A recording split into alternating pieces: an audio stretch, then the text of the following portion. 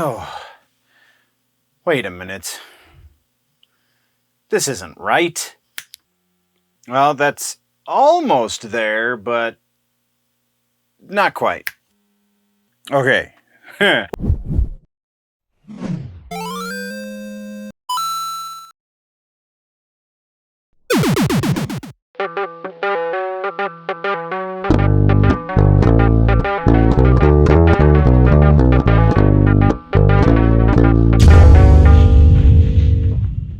Welcome, nerds, back to the week in Nerdom. This is the beginning of the 5th season, and this is going to be a massive episode. We have so much to cover because during the off season, we're not getting into the details, so we've got a lot of details to hit. And yeah, let's just talk about all of this news. Real quick housekeeping before we do touch on that news. Nothing crazy aside from welcome to the new season, nerds. As well as we will be returning to our live episode schedule as well. So you can join me this Friday evening around about 7:30 Mountain Standard Time in the States. And we will have 2 Friday streams, and then I have a concert, so that I'm honestly trying to get interviews with these artists, but man, it's a little difficult right now. So hopefully we'll be getting better soon, but it's still just scheduling and things is kind of a pain in the ass. So either way, that is housekeeping. Let's jump into news for the first time in the new season. All right, so music news starts us off, and in music news, we have quite a few things going on. We have a bunch of tours and festivals to talk about. We have some new music announcement, new album recording announcement from Corey Taylor, as well as a whole slew of new music to talk about. So we're gonna start things off with some new music from Metallica. We have a new song off of the 72 Seasons. This song is called Screaming Suicide. 72 Seasons, the next record, set for April 14th release. This new song, not quite as strong as Lux Eterna. Lux Eterna, I think, is one of the more invigorating songs we've heard from Metallica in recent years. Screaming Suicide, better still than anything off of that previous record, but I don't know if I would put it quite as high as Lux Eterna, though still a pretty dang good listen. So definitely a recommend, not even for a metalhead, just for somebody who enjoys fun, well put together music. Our next piece of new music comes from Baby Metal. This is a band we've talked about a number of times here on the channel. The name of the song is Metal Kingdom. They have a new album coming out called The Other One, set to release March 24th of this year. And honestly, this is not a terrible song. I have really not liked anything Baby Metal has put out up until this point. This one's listenable. Maybe I was waiting for them to not be babies in order to actually be able to stomach the music. I don't know. It just something. This is. I can see this getting played on active rock radio, no problem. Though still very homogenized and still very middle of the road, so very safe and not super interesting. Then we're talking about Fall Out Boy. That's right, Fall Out Boy has put out some new music. The name of this song is Love from the Other Side. The new album, So Much for Stardust, is set to release on March 24th, much like the Baby Metal record. And this is Fall Out Boy. This is... If you like Fall Out Boy, you're gonna like this. If you don't like Fall Out Boy, this will not change your mind. It's finely produced. There's nothing wrong from the production side. I just really don't like the performance that Fall Out Boy gives really ever. So if you don't already like Fall Out Boy, probably steer clear of this one. Next, we're talking about the new Suicide Silence track. Suicide Silence has blessed us with Altar of Self is the name of the track from their next album, Remember You Must Die, which is coming out March 10th. The video for this is crazy, so definitely check that out if you feel like questioning reality, but the song in general, pretty standard deathcore stuff, kind of where Suicide Silence thrives. This is nothing new. Again, this is another similar in the vein of Fall Out Boy, in that if you are not already a fan of Suicide Silence, I don't know that this is going to be the song that converts you, unless you really like disturbing music videos, in which case, this is your track, man. Then we have the next one from In Flames. The name of this song is Meet Your Maker, from their next album Foregone, which is coming out next month, February 10th. This is solid In Flames. I feel like the run of In Flames music that we've been getting recently, the last single, this single, the last record, if you don't know who In Flames are, you definitely can jump on now and really get some of their best quality stuff. I think this is something that if you like heavy music, never really listened to In Flames, this will convert you. This is solid Swedish melodic death, I think is how they're technically described, but either way, solid music. Then let's talk about the new Orgy track. The name of this track is called Empty. This comes from a new record that lead vocalist Jay Gordon has teased very recently in interviews, though we don't know the name of the new record. We don't know when the new record's going to come out. We do know, though, that he's planning on taking the Orgy sound that we already know and switching it up a bit. Also, according to Jay, this song has a very slight taste of that new direction. I don't really see that unless they're just going to lean really heavy onto the synths, because this is a little more synth heavy than previous Orgy music, though this is gonna be one of those tracks that you can just put on and dance to. Gonna get lost in the crowd a little bit because it does feel pretty mediocre, but still a lot of fun for the gothy techno dance inside you that must come out.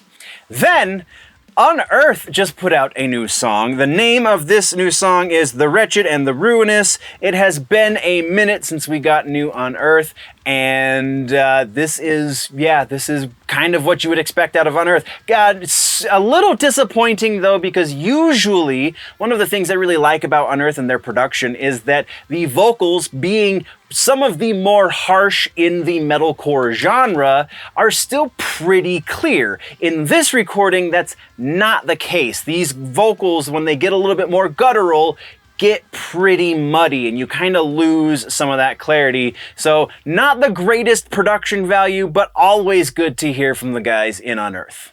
Then we have some YouTuber music stuff to talk about. This isn't technically a new song in the strictest sense. It's about 6 months old. Anthony Vincent is the name of the artist, formerly 10-second songs here on YouTube. Now he just goes by his name here on YouTube. This is Running Up That Hill in the style of Killswitch Engage, which is what Anthony is known to do. He is known to take a song and do it in a style of somebody else, or in multiple styles of somebody else in the same track. So this definitely sounds like the Killswitch Engage version, though Anthony's voice, while it does have some of the hallmarks of Howard Jones, not quite as powerful as Howard, and I'm sure he would also be the first to admit this, but still solid. I had to share it because it's awesome, even though it's a little old.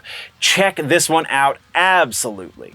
And then, the final piece of new music for the first episode back is August Burns Red. Just as I was doing research this evening for this episode, just dropped a new song. It is called Backfire, again off of their new record Death Below, coming out March 24th. There's a going theme with that date for this episode. This is definitely, I don't know how this band has been this great for so long. I was not an August Burns Red fan for a long time, and then I saw them live and everything changed, and now I cannot get enough. This is just continuing that run of awesomeness. These guys are crushingly heavy and have a really awesome lyrical message on top of it, so how can you not want more of that? So that is all of our new music. Now we have some tours and festivals and things to discuss. And this is again, we have a lot of ground to cover because it's been a minute since we did a proper episode. So, first and foremost, we have Rockfest 2023 has been announced. The dates are July 13th, 14th, and 15th. The headliners of each of those days are as follows: Pantera, Slipknot, and Godsmack. But each night, just a gigantic bill. If you can only get tickets to one day, man, you've got a little bit of an issue to figure out which one of those days you want to go to, because just other bands on this list, you have Gwar, Wage War, Everclear, Ginger. I think I saw Lorna Shore on there somewhere. This also, I believe, is very noteworthy because I'm pretty sure that I could be wrong, but this very possibly is the first time that Mushroomhead and Slipknot will be sharing a stage. Technically speaking, I know, because Mushroomhead goes on like earlier in the afternoon and Slipknot is the headliner, but it's the same stage, the same day, so they're sharing a stage. I feel like that's kind of noteworthy in the new metal, the masked metal, whatever the hell kind of metal you want to say these guys both fall into. That's noteworthy, man. That's a lot of time. That's a long ways coming. So yeah, Rockfest. I did, for whatever reason, did not write down exactly where Rockfest is. I apologize, that was a really dumb oversight on my part, but I did include a link if you want to get tickets or you want to see where the hell it is. I know it's in the States, I just can't remember where. I apologize, I'm stupid. I take amazing notes. Let's move on.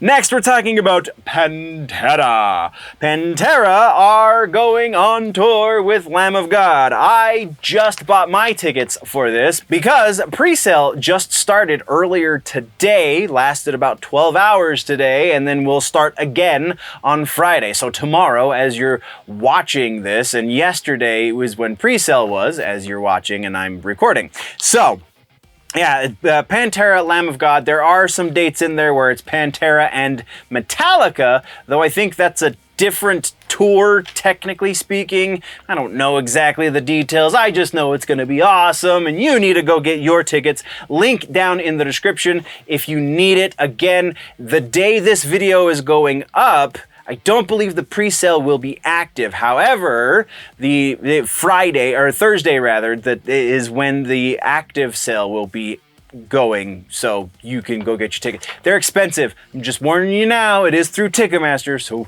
expect to pay a little bit in fees, and if you want to be, you know, on the floor where the action is, expect to pay a lot to get there. That's all I'm saying. So yeah, that's Pantera. Next, we have the Black Dahlia Murder has announced their first tour since the passing of their vocalist Trevor Sternad. This tour is going to include support from Terror, yes, Frozen Soul, Fuming Mouth, PHOBOPHILIC, and that's it. Starting April 14th at the Decibel Metal and Beer Festival in Philadelphia, Pennsylvania, runs through May 26th in Minneapolis, Minnesota. Not part of a festival that day, but still going to be awesome. Go get your tickets now. There has been some issue with tickets for this as well, so be patient and try and, you know, sort that out as best you can by following the link down in the description. So that's that. Next is another show I already have my tickets for, and that is Gojira and Mastodon have announced that they're going out together with the support from Lorna Shore on this one as well. Yes, please. This is gonna be freaking awesome. So it starts April 18th in Portland, Oregon, runs through September 2nd in Denver, Colorado. Once again, a link down in the description if you want to find yourself a set of tickets for that show. And then our final show, or our final tour rather, for this section is Clutch. Clutch are going out with support from Nate Bergman and Amigo the Devil, which is a weird, I like Amigo the Devil just fine, but opening for Clutch, that's an interesting show, not gonna lie. April 11th in Norfolk, Virginia through May 18th in Sayreville, New Jersey, and everywhere in between. Once again, link in the description so you can go get your tickets to see one of the greatest rock and roll bands of all time. That would be Clutch. All right, so we do have some regular old news. for the music section today, and that is Corey Taylor is back in the news for solo project reasons, and not one that really anybody asked for, I don't think. Corey Taylor is recording a second solo record and has been in or just started studio work for said record, so we will very likely see it released this year. To quote Mr. Taylor, he said to, I believe it was to Blabbermouth, though very possibly was to like Sirius XM or something. Nobody's ready for what they're about to hear, unquote. Yeah, because none of us asked you for it, Corey. I love you. I love Slipknot. I love Stone Sour, but the solo stuff was really not great. It was like one good track on that whole record, but I don't know, maybe that's just me. Maybe he sold 1 billion copies. I don't know. I don't have those numbers in front of me. But that is our regular old news portion of the news of the music section. So let's talk music suggestion. Music suggestion this week is once again that Anthony Vincent cover of Running Up That Hill in the style of Killswitch Engage. Like, dude can emulate a lot of different voices very, very well. He doesn't quite have the same bottom end that Howard does with his voice, though if he had tried to do more of a Jesse Leach impersonation, he probably would have been much more spot on. As it stands, though, still fantastic. I played this for somebody over the course of the last week, and they said, if you blindfolded me and told me this was Killswitch, I would probably believe you. That's how close Homeboy is. So definitely go check out that Anthony Vincent video. The song is up on Spotify as well. You can go get that there. Just follow the link down in the description. You'll find all the stuff. It's awesome. Check it out. Next, we are talking about gaming and tech. In this first episode back with gaming and tech, we have a game that's being pushed back again. Honestly, at this point, if it releases ever at all, I'll be very surprised. We have Halo in the news again. We have Microsoft in the news multiple times. Talking about what's going on with Spotify, Twitter. There's just a lot of stuff in the tech world right now, so let's jump right in head first. First thing is Skull and Bones. This is our follow-ups. We've talked about this a number of times at this point. Skull and Bones is getting pushed back one more time. So Ubisoft is pushing it back for sometime after April. They're waiting for their next fiscal year, which starts in April. It was supposed to come out March 9th. Now we don't have a set date again, though they have said that the last pushback that they did give them a lot of positive things that are going to pay off in the end. So they say. So hopefully this pushback will do something similar, and this won't just be an out-of-date mode from a game that came out 3 generations ago. And yeah, we'll be keeping tabs because this is such a weird story. Then we got some regular old news. We got Halo coming back into the news as is per usual because Microsoft is laying off 10,000 employees, and gaming is one of those divisions that's getting hit fairly hard. Of note for 343 Industries is Joe Staten not being laid off, but he is changing departments, which means he's no longer going to be anything directly associated with Halo. He is going to be working in publishing, because that makes sense. Though he does have a contractual obligation to fill still, so he is still on the 343 side of things for, I believe, a month or two. I mean, some of the news sources for this were quoting dates. I heard one that was March, and I heard one that was late February, and then I also heard that it was going to happen immediately. So if we're hopeful, it will at least be March, so the transition can be a little more gradual than all of a sudden. But 343 Industries has come and reassured their Twitter followers and everyone who is within earshot that this is not the end of 343, nor is this the end of Halo. They are still going to continue at least through Season 6, according to certain rumors and leaks, and honestly, the momentum that they're trying to portray would lend us to believe that that's what they want to do.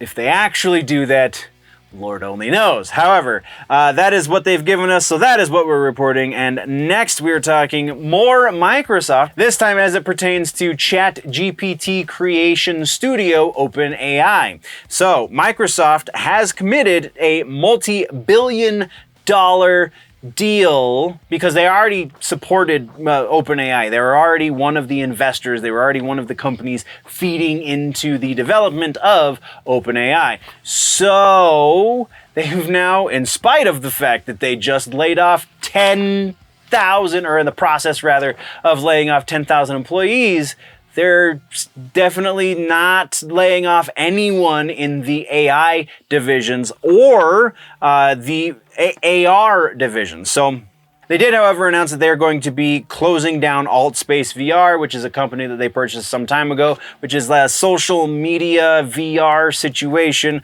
All of those resources are going to be reallocated into Mesh, which is their mixed reality platform. This will all be finalized as of March 10th. So ChatGPT is going to get really interesting sometime shortly after March, it would sound. Next, we're talking about Windows 10. That's right, Microsoft just keeps staying in the news, man. Windows 10 is going to officially no longer be sold as of the end of this month. You will not be able to get a digital download for a key for Windows 10 operating system. This is a part of the push for them to get everyone into the Windows 11 ecosphere. But if you have Windows 10, it will continue to be supported through 2025. So you still have plenty of time to make up that decision or save your money and get a new computer, whatever you want to do. That's what we got for Windows. Let's move over to Spotify next. We have the next big tech layoff is apparently going to be coming from Spotify. It started with Twitter, it went to Facebook, now we're dealing with Microsoft, and Spotify, the Swedish music company, is going to be releasing approximately 6% or roughly 600 employees from their employ. This is all because everybody was assuming that the pandemic streaming numbers were going to continue past the pandemic. This is the same reason that Facebook gave us. This is the same reason that Amazon gave us when they went through a similar thing as well. So yeah, it's stupid business practices. Go watch Linus Tech Tips. He gets into a great analysis of how this breaks down in the most recent WAN show from the past week. So yeah, that's all we got for Spotify. Let's now talk about Twitter. We have this is one of the more colorful things, and it's talking about Twitter. That's saying something. So a few days ago, about a week ago, less than a week ago, all of a sudden, everyone who was using things like Hootsuite and other third-party Twitter-related apps noticed that they could no longer access their Twitter accounts through these third-party apps. Though, those of you like myself who use TweetDeck, that is not a third-party app. That is an app that is made from Twitter because you still get all of the ads and everything in it, so it's still a thing. But if you use any third-party apps, you can no longer do this because Twitter changed their terms of service. Kind of overnight, kind of in the dark, kind of in a shady way. So now their terms of service say that they do not allow third parties to alter the code or something. I don't know the exact details, but basically, they kind of did a minor language clarification. They didn't really change the rule. They just made it a lot more specific. And now they're hardcore enforcing that specificity is kind of how this is turning out. Everyone's wanting to say, oh, they changed, they didn't warn us. It's, as far as I understand it, it's kind of been in the toss for some time. It just was a little less specific. It was a little more murky previously, and then they changed that vocabulary again, kind of behind the scenes, and now they're enforcing what they could have enforced previously but never did. Part of that, very likely, according to industry speculation, is because they're hurting a little bit for those advertiser dollars. And most, if not all, third-party apps did not translate the advertisements to the end customer, meaning Twitter did not get to see any of the revenue benefits of having all of their active users who were using third-party apps. The long and the short of it is, maybe they're not doing quite so well as Elon wants us to think, though I still would venture they're not doing nearly as bad as most of the major media outlets want us to think either. So there you go.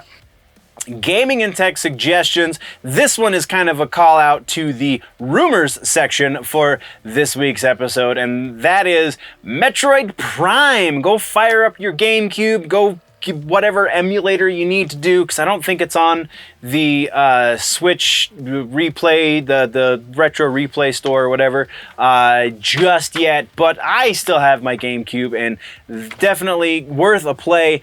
That's a little bit of a tell as to what's going to be happening in the rumors section this week, but you're just going to have to wait and see specifics, all right? So the suggestion this week, Metroid Prime, go play your GameCube. It's a classic, and you'll thank me later. Now we're getting into comic books and literature. So for this section, I honestly didn't think we were going to have anything, just because not a whole... We've covered this previously about how there are always books happening. It's just not... We're not going to get into individual episodes because that would be a waste of my time being the one guy that does this channel. So whenever they announce new books, whenever, you know, major arcs are announced and that kind of stuff, that's what we cover here for comic books and literature. As far as literature goes, there's, I mean, when we finally get Doors of Stone and when we finally get the end of the Song of Ice and Fire books, then we're going to be talking about those. I don't know, literature is kind of a rough one as well, but this is where the viewers come in, man. This is where you go down to that comment section and say, hey, what's going on with this book series that I've been actively reading that's very, very nerdy in nature? Or what's going on with this author who wrote this nerdy series that is now not doing it because that series is done, they're moving on. What are they moving on to? When is it coming out? That kind of stuff. Let me know what you want me to cover in this section, because I know what I would cover if we were talking about individual issues of comic books, or if we were talking about old school cyberpunk science fiction, because that's the kind of stuff I read all the time. But that's not the kind of stuff that makes sense to cover here. So yeah, we do have some stuff to talk about though. We have one follow-up to start things off. That follow-up has to do with the Gargoyles comic books from Dynamite Entertainment. The question was raised to Greg Weisman: is the new Dynamite comic book series canon? Absolutely, came the response. Yes, in fact, everything that has come out for the for the Gargoyles, rather, is canon, except for the Marvel comic books that came out some years ago. The SLG comic books that came out first, those are canon to the cartoon, and then this Dynamite series is canon with that same canon. Everything just kind of meshes together again, except for the Marvel books. Now we know for certain. Let's move right along to the regular old news. We got some regular old news about Alien, the Alien book that we talked about when Disney first got the rights to Alien and all of the comics and everything else. They put out a book, and then that book came to an end, and then they put out another book starting with another #1, and that book came to an end, and now we have another Alien book, but this one's a little bit different. The reason this one's a little bit different is the reason this one is a little bit different is because Philip K. Johnson is not going to be the writer on this project. Instead, Declan Shalvey is going to be writing it.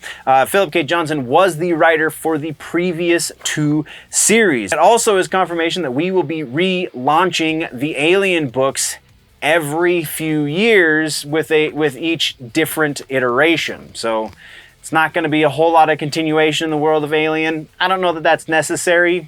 You can still build a universe without it. So We'll see how it plays out, but that's what we got there. Let's move right along. Next, we're talking about Ghost Rider. We got a new Ghost Rider book. We honestly have now, I believe this is book number 4 that's going to be actively coming out for this character. Seems a little suspect. We don't have a Ghost Rider movie at the moment. But that's all speculation for a different day. We're not even covering that in the rumor mill this time around, but there are some rumors around that I want to touch on for that in a future episode. So subscribe if you haven't already. But either way, right now, Ghost Rider Danny Ketch will be returning to the title in May, as announced by Marvel. The new Rider book will take place in, quote, an older time, unquote, in the mythology for the character. So it's not going to be current timeline, current continuity. It's going to be a throwback book, I believe is the specific word that they used. And the synopsis for the book is as follows. Flashback to a time when innocent blood was spilled, a spirit of vengeance was born, and Danny Ketch found himself transformed into the Ghost Rider. The synopsis reads, gang war is breaking out across New York City, with Ghost Rider caught in the middle. But if it's just rival gangs killing each other, does Ghost Rider need to get involved? This book will be out on store shelves May 17th. That's what we got on that one. Let's move right along. Our final regular piece of news for this episode in comic books is Teenage Mutant Ninja Turtles: The Last Ronin is giving us a couple of other storylines in this Last Ronin timeline, and it's kind of cool.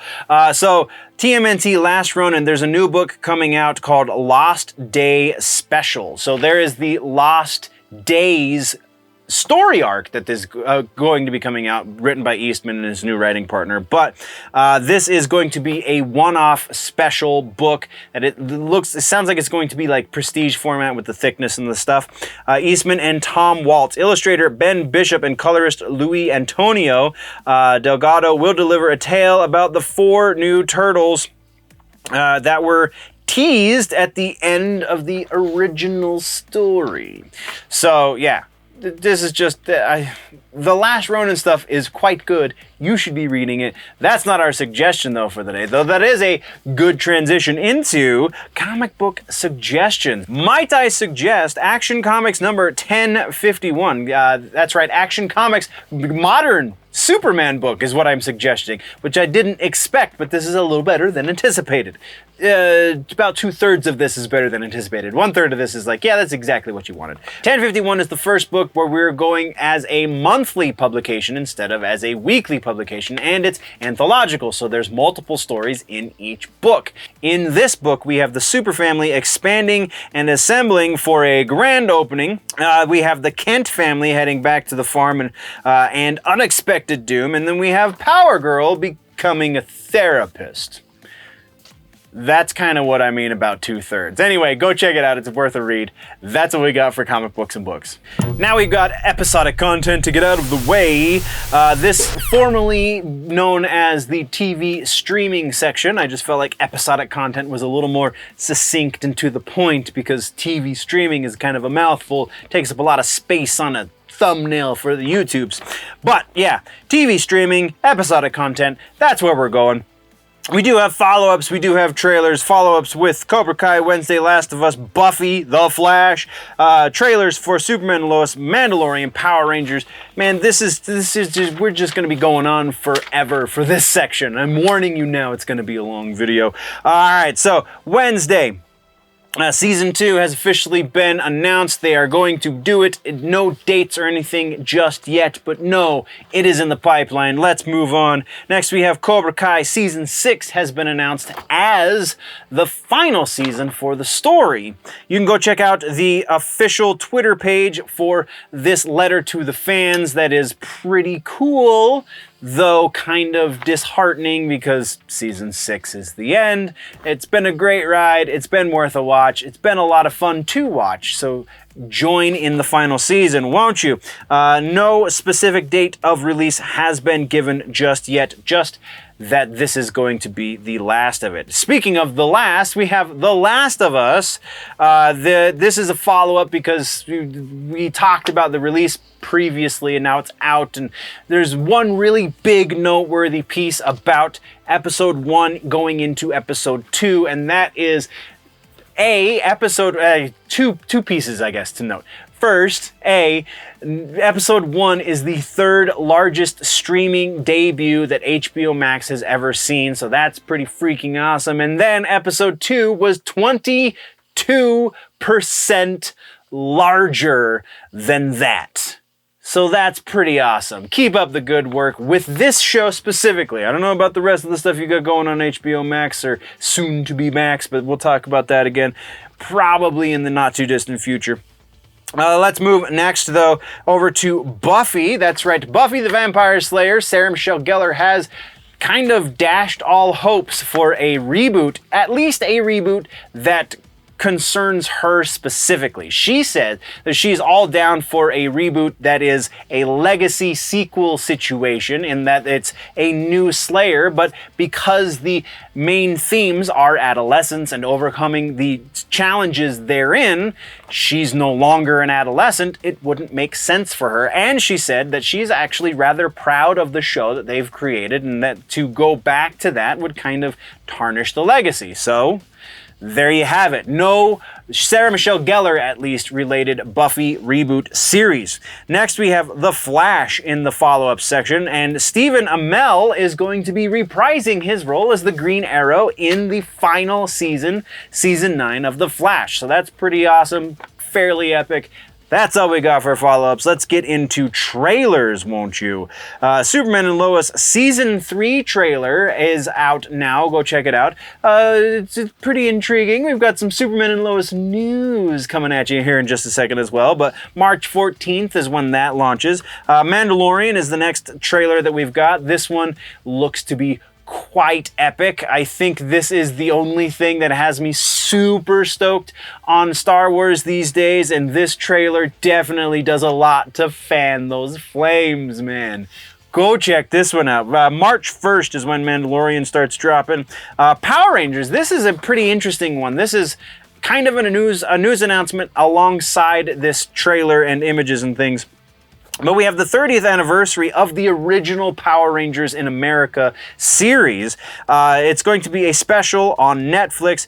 And coming back to the franchise will be David Yost, who was Billy Cranston, the Blue Ranger. We have Walter Emmanuel Jones, who was Zack Taylor, the Black Ranger. We have Steve Cardenas, Rocky DeSantos, the second Red Ranger, and Catherine Sutherland, Hillard, the second Pink Ranger, joined by Johnny Young Bosch and Karen Ashley, who was the second Black Ranger and the second Yellow Ranger, respectively. This is going to be really huge for older millennial types like myself who actually watched the original series of Power Rangers, because I definitely watched the first 2 seasons, I believe. I think that's about the time that I aged out. But yeah, watched the first Power Rangers movie and the whole 9, man. So yeah, pretty awesome. Though, of note is the actress who played Kimberly, Amy Jo Johnson, has said that she would be willing to do the thing. So that's kind of weird, but yeah, I don't know. Sounds like maybe there's a money dispute going on there, maybe? Moving on. All right.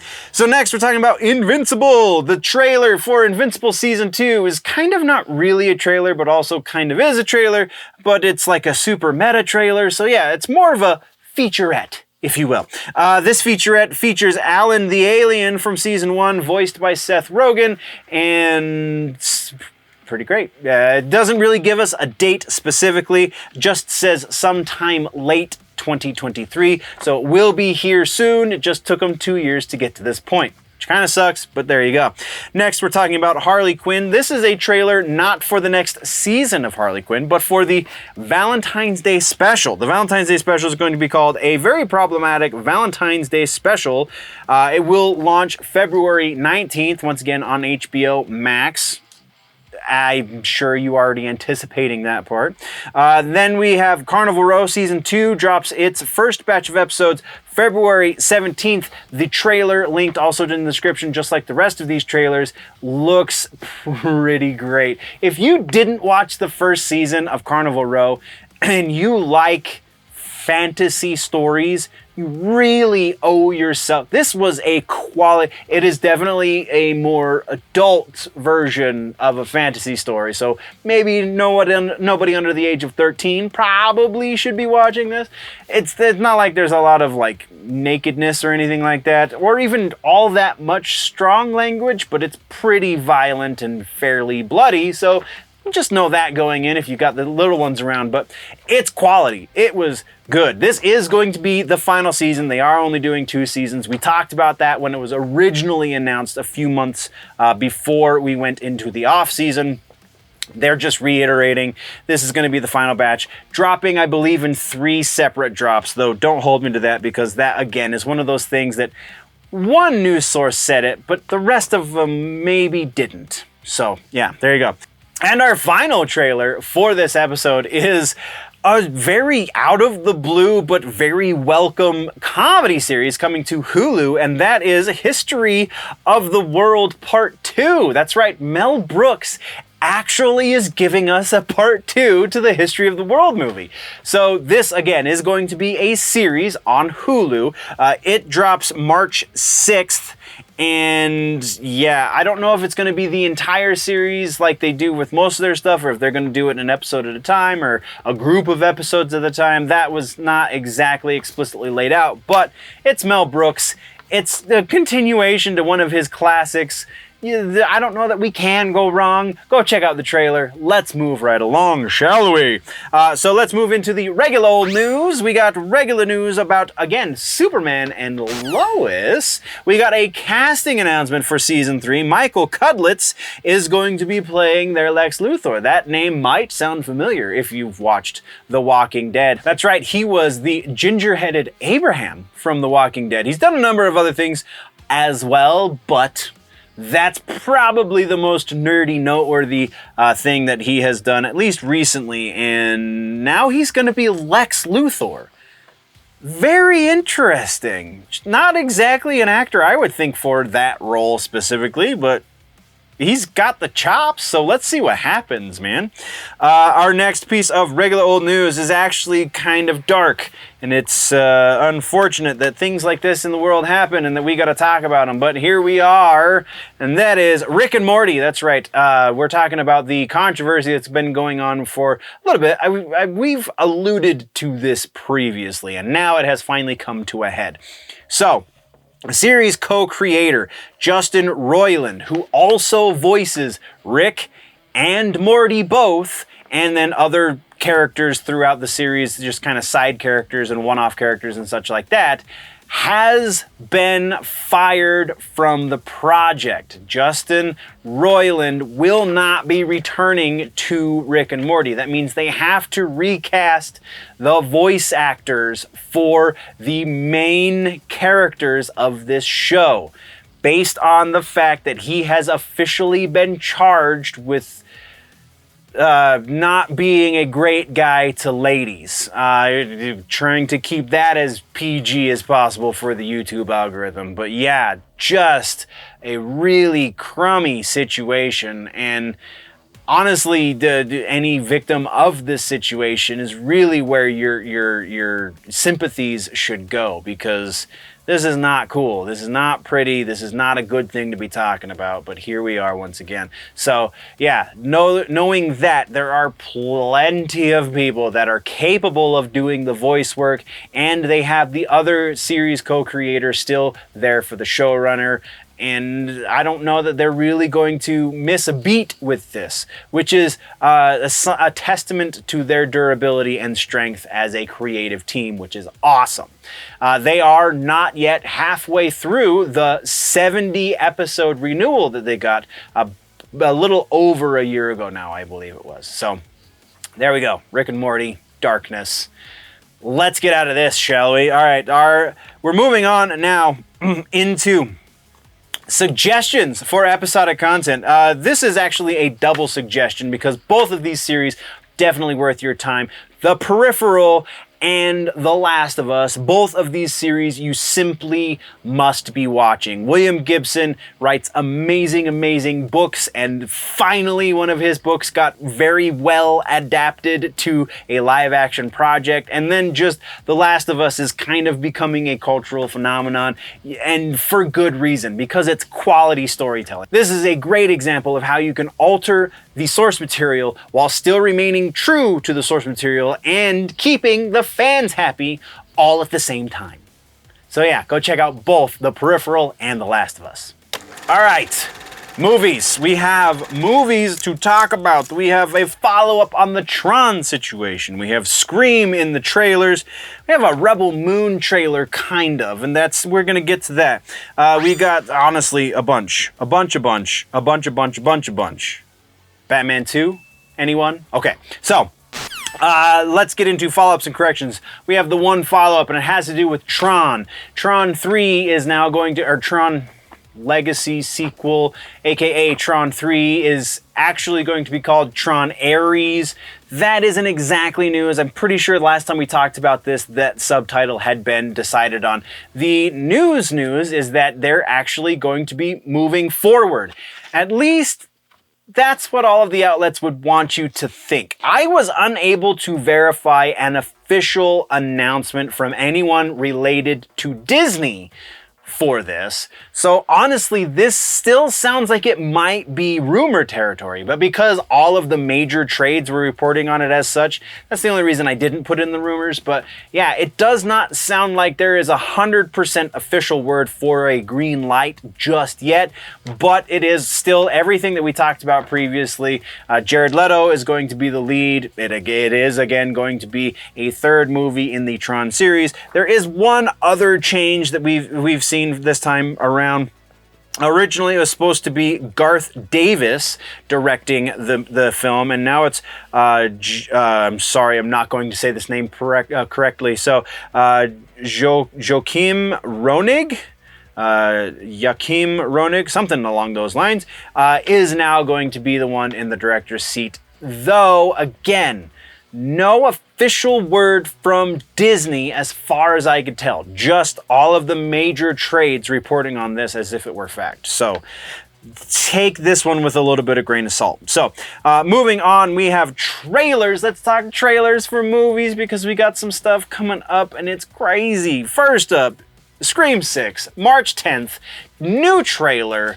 We're getting a little different kind of taste of Ghostface this time. You see, he's wearing a new mask. It's a deteriorated mask, a mask that looks like it's falling to age. That is going to play into the new meta, according to the director of the film. So how that will play out very much remains to be seen, but I'm kind of intrigued. I'm not gonna lie. Looks pretty great. Moving right along, we're talking about Rebel Moon, Zack Snyder's Star Wars movie that isn't actually a Star Wars movie because Star Wars told him to kick rocks. December 22nd on Netflix, we have a bit of a teaser trailer for this finally, and I'm super intrigued by what Zack Snyder's going to do for a Star Wars movie. Not gonna lie, I think this one's gonna be either just a hot mess of a dumpster fire or legitimately entertaining. So I don't think it's gonna be deep. I don't think we're running the risk of Zack Snyder telling a deep story, but it could be very well shot and very entertaining. So yeah. Next we have Batman the Doom That Came to Gotham, the next animated movie in the Batman series. This is going to be the first animated movie released posthumously from Kevin Conroy. Kevin Conroy is not didn't do a voice for this. This is just the first time that he could have theoretically, but didn't, because of his passing. And I'm getting in sad places now, so let's move on. The voice casting for this movie, though, is David Giantoli is going to be the voice of Batman. He's done that once before. He was in the Grimm series. He was the lead for the Grimm series. He's married to Bitsy Tulloch, who is playing Lois in Superman and Lois, and he's doing something else right now. Known for A Million Little Things, apparently. I don't know what A Million Little Things is, but he's known for it. Then we're talking about Gabrielle Union as Kylie Kane. We have Christopher Gorman as Oliver Queen, John DiMaggio, my boy, James Gordon, Patrick Fabian as Harvey Dent, Brian George as Alfred, and Jason Marsden as Dick Grayson, as well as the young Bruce Wayne. We have Karen Brar as Sanjay Toddy, David Dastmalchian, the dude that played the Polka Dot Man in the Suicide Squad. He is going to be Grendon. I don't know who that is. Why do I not know who the character in a Batman story is? That's weird. Naveed Neganbam. I know I said that wrong, and I apologize because I'm stupid. But he's going to be Ra's al Ghul, Emily O'Brien as Talia al Ghul and Martha Wayne. We have Tim Russ as Lucius Fox, Matthew Watterson as Jason Blood, a.k.a. Etrigan. We have Jeffrey Combs as Kirk Langstrom, William Salyers as Oswald Cobblepot, Gideon Alden as Oracle, and Darren DePaul as Thomas Wayne. So yeah, pretty noteworthy names in this one. This trailer is kind of awesome.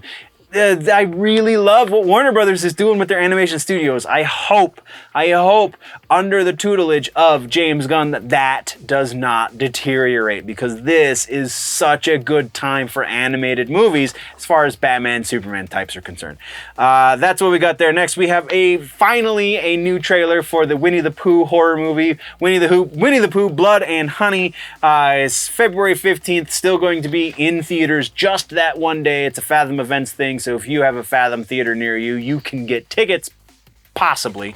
But this time we get just a little bit more of this, and every little bit that we actually get for this movie, it's like, I think this might be a pretty decent slasher flick. Some sort of weird amalgamation of a slasher and a creature feature, because technically it's a pig and a bear going feral and killing people, but they're anthropomorphic animated characters. And what? How does this look like it's going to be a slightly promising horror movie in 2023? I don't get it, but I'm very intrigued at the prospect of it. Let's move right along. Next, we're talking about a new one from, speaking of horror, Ari Aster. His new movie is called Beau is Afraid. It's being billed as a comedy, kind of, but it's Ari Aster. If you don't know who Ari Aster is, he did Hereditary and Midsommar. He's an A24 director, and he's great at making you feel queasy and uncomfortable and not want to look away from your screen all at the same time. Yeah, Ari Aster, it's starring Joaquin Phoenix. It's coming out April 21st. The trailer starts off fairly normal, but then gets all Ari Aster on your ass, and you tell me. Because I got nothing. I got nothing on that. I don't know what's going on. Yeah, that's what we got for trailers. Let's move into regular old news, guys. All right. We have, first up is Animal Farm. We have the official confirmation that they are moving forward. This probably could have gone in the follow-up section, not going to lie. We talked about this previously, but Andy Serkis's George Orwell adaptation is, in fact, moving forward. Quote from Mr. Serkis himself. It's a reimagining of Animal Farm for this generation for a post-truth world, unquote. The hell does... What? Like, we read the same book, right, Andy? Like, this, you know what happens in this? Okay. All right, let's see how they adapt Animal Farm. We've gotten a modern day adaptation previously. It was a comic book. It was not bad. It was actually quite good. So what could you add to the conversation? All right, I'm going to just stop there. Next, we have The Batman 2. We have Matt Reeves has officially found a co-writer for the script. This co-writer is Mattson Tomlin. Tomlin is noteworthy because he wrote that Project Power movie with Jamie Foxx and company. Also, he helped with the production of the first Batman movie, so he's at least familiar with Matt Reeves' version of the property. So that's potentially good, though I would imagine something of a net neutral situation. Can't really go any further into that than that, so let's move on. Next, we're talking about Violent Night. This is just a real quick update on Violent Night. We've talked about it previously, but this isn't a follow-up necessarily. This is an announcement of a new movie, and that is the sequel to Violent Night, which I can see it. I'm actually kind of here for it. I'm not gonna lie. This looks like it very possibly could be a lot of fun, because the first movie was a whole hell of a lot of fun, and it shouldn't have been. In spite of itself, it was a great watch. Again, nothing too deep, but very much hum popcorn fodder. Let's do this. Let's go, shall we? That is what we have for regular old news in the movies section. Let's get into movie suggestion. My suggestion for this week in movies is Weird, the Al Yankovic story. This movie is hilarious. If you are into Weird Al's style of comedy, if you watched UHF and you thought it was at least not terrible, then you will really appreciate Weird. If you have a Roku TV, if you have a Roku channel option, then by all means, this is absolutely something that needs at least that much of your time, because, yeah, Daniel Radcliffe as Weird Al just kills it. I was rolling, had to pause the movie, rewind, and all that because I was laughing too hard. So Weird, the Al Yankovic story is your suggestion this week. Which then brings us to the rumor mill. We've got quite the rumor mill. Suicide Squad killed the Justice League, Thunderbolts, Mario and Sonic at the Olympics, Persona 3, James Bond, Wallace and Gromit, Five Nights at Freddy's the movie, and so much more. Let's get into these rumors, shall we? First up, we do not have any confirmations or refutations, but we do have new sources on a couple of different rumors. First up, we have Blade. There is a new source that confirms that we are still getting the split timeline where the at least part of the movie is going to be told in the 20s, which is very strange considering I don't remember any Blade story that did that in the comic books. So let's just see how that rolls out. This is even after the rewrites, because before the rewrites, that was the rumor, and now apparently, according, again, to this new source for that rumor, even after the rewrites, that's one of the things that's persisting, is this split timeline. So, okay. Next, we're talking about Star Wars. Star Wars, the next 3 Star Wars films are, according to new sources, going to take place in a post-sequel timeline, which means that we are going to see sequel actors in this timeline. So very probable Rey, very probably maybe some references to Kylo and the Knights of Ren and so on and so forth. So that's the kind of stuff we're looking at for the next 3 mainline Star Wars movies, according to rumors. That's all we have for news sources. Let's get into new rumors. First up, we have Suicide Squad killed the Justice League. We've actually got a couple of gaming rumors in this bad boy. So this is the first one. New rumor says that there will, in fact, be a battle pass for the game, but it's not going to be to unlock gear that is going to aid you, and it's not a pay-to-play or pay-to-win kind of situation. It is going to be strictly cosmetics. While we were in our off-season, there was a leak that happened that appeared to show that there's going to be a battle pass for this game, and that battle pass is going to have as part of the battle pass things that are required in order to continue to play the game. Now they're saying, yes, there's going to be some sort of battle pass, but it's just going to be for cosmetics, nothing else. So likelihood for this, I feel like, is pretty freaking high, because this is the way of the gaming world anymore. I'm going to put this one at about 80% likely, because, yeah, I mean, I would honestly be very surprised if they didn't at this point include some sort of battle pass for a new game. Next rumor has to do with the Thunderbolts movie that's coming out. So we got word a little while ago that Julia Louis-Dreyfus's character of Valentina Allegra de Fontaine is going to be in the series. And now we have rumors saying that she is going to be part of the big bad duo for the movie. The other half of that duo is going to be Sentry, who is somehow going to be her creation.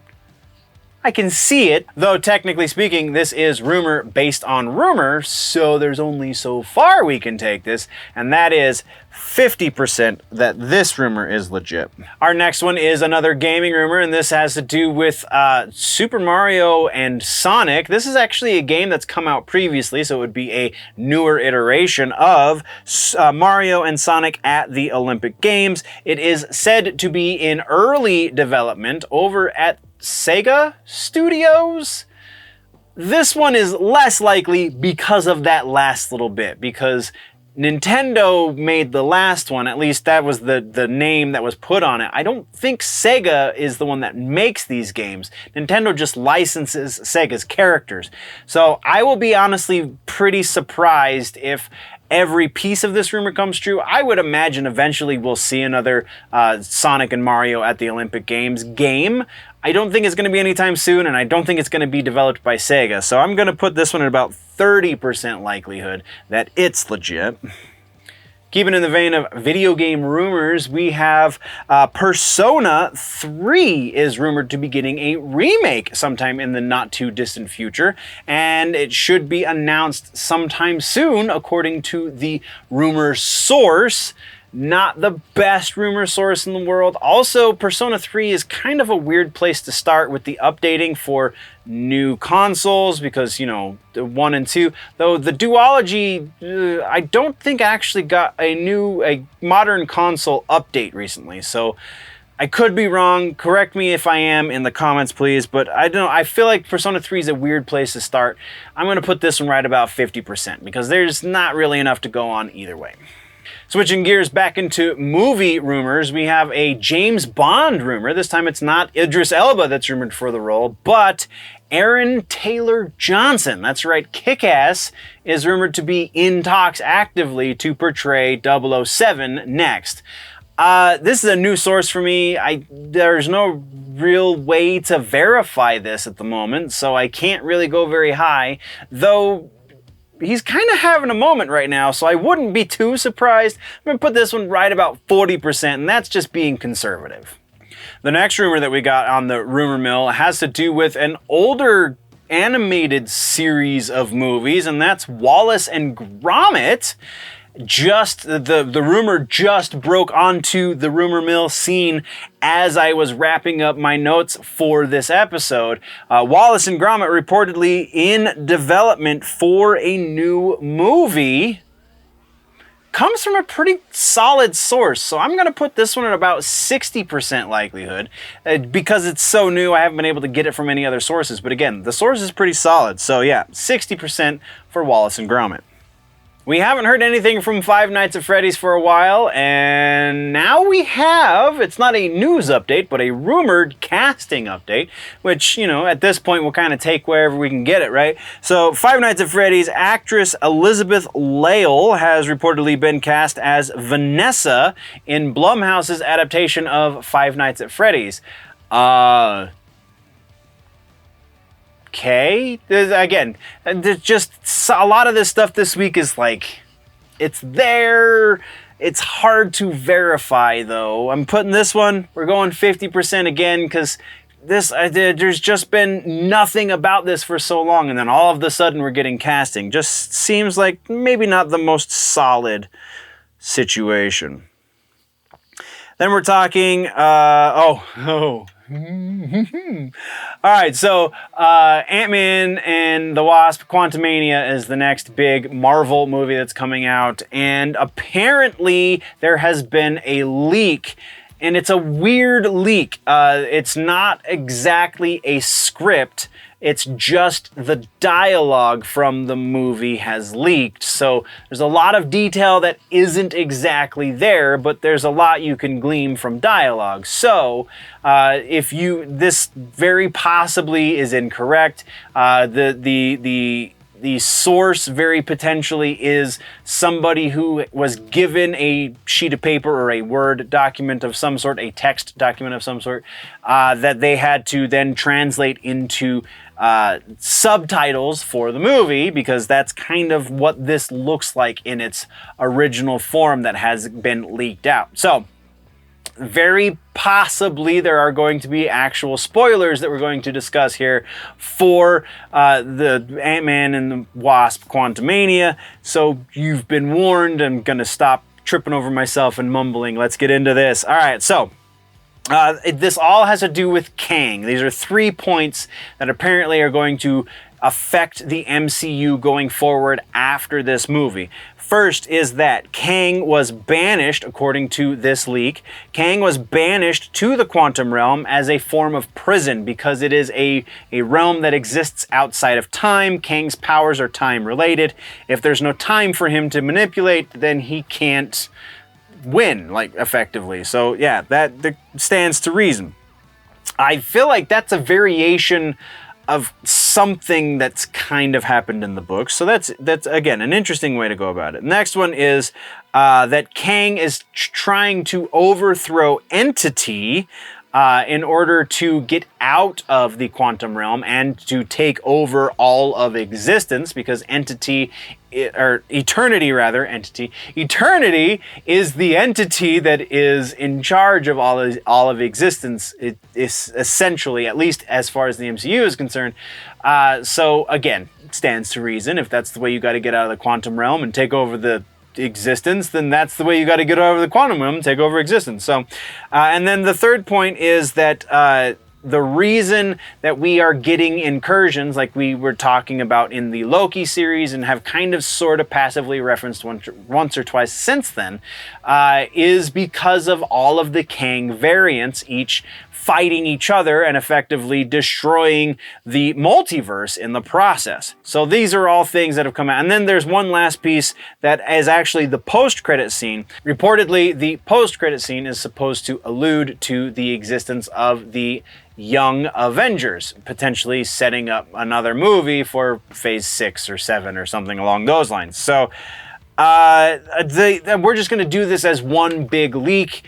There's a lot of stuff in here that sounds like it's gonna be up to interpretation the way it's presented. I think that we will see a fair amount of this legitimately happen. I don't know about that post-credit scene necessarily, so let's just put this right about 60% and call it good, shall we? And then rounding out the rumor mill, we have 2 more gaming rumors. First up, Metroid Prime 4 has apparently been leaked as far as the announcement is concerned. The leak happened in that it's reportedly going to be in the next Nintendo Direct. Don't know exactly when the next Nintendo Direct is going to happen, but when it does, according to the rumor, we're going to hear about a release date. Very likely not going to be a release date that happens in 2023, but it's been about an appropriate amount of time since we got the announcement they're scrapping everything and starting from scratch with a new developer. So yeah, this stands to reason. I would be very surprised. I don't think it's necessarily going to happen in the next Nintendo Direct, but I would be very surprised if by year's end we don't hear something about Metroid Prime 4. So let's give that a number, shall we? I'm going to say 70% likely, not necessarily because I expect to hear from them about this game in the next Nintendo Direct, but because sometime this year I do. So there you go. And then our final one that takes us out of here is Star Fox. According to this same source, we are very probably going to be seeing Star Fox. This one was a little less specific. Didn't say that it was going to be the next Nintendo Direct, but it did say that sometime this year we're going to be hearing about Star Fox. So again, another franchise I feel like Nintendo's kind of been sitting on for a little bit, so we can get a little bit of a breather, because the last few Star Fox games have not been great. So yeah, I would say very likely here too, we're going to say another 70%. If you felt a little lost talking about some of these points today in the news, then that means that you've missed out on some news updates, and you're going to have to click here in order to catch up on all of that. And I thank you very much, nerds, for your time. We will see you next time. Before we go, always remember that if it's generally nerdy, it's probably here.